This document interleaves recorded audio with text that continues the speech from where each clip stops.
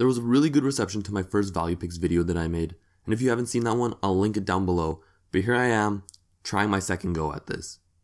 So this time around, I thought I'd try and take a look at 3 of what may be the worst teams in the NHL for the upcoming season, and picking out 3 players that may fly under the radar, but are still very good value picks. The thing with really bad teams is that they don't tend to do too well at all for individual player points, so sometimes you'll have drafts where players from these teams won't get taken at all. But with that aside, our first team is the Vancouver Canucks. And on this team you have your obvious choices like Bo Horvat, Brock Besser, Troy Stecher, the Sedins, all these guys, great picks. But there is one player on a really affordable contract that should hit 20 goals for the Canucks. And that player is Marcus Granlund. Granlund, who only has a base salary of $900,000, had 32 points in 69 games last season, having 19 goals amongst that. But what's most impressive about that is that he was playing for most of the season on a bad wrist. So now with that wrist fully healed and his expected line mates for the upcoming season being the Sedin twins, he should see his best season yet, and I could see him crack 40 points. Now heading on to our next team, it's the Vegas Golden Knights.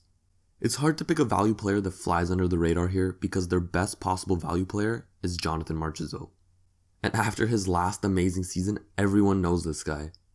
So I'm going to try moving on to a different position on that team, so let's look at their defense. And that's where Shea Theodore comes in. He came over from a crowded blue line in Anaheim and he had a great playoff run. He had 8 points in 14 games played. I seriously think this guy can shine in Vegas, and if he's given proper power play time and is used as he should be in the offensive zone, you should see his $863,000 D-man light up the depth charts of your fantasy team. Now on to our last team, the Colorado Avalanche. On this team, I'm actually going to pick a rookie. Tyson Jost should fly under the radar this season because for some reason, he's not getting the respect on the Calder Trophy list that he deserves. And since he is a rookie, that means he'll only be making around $885,000.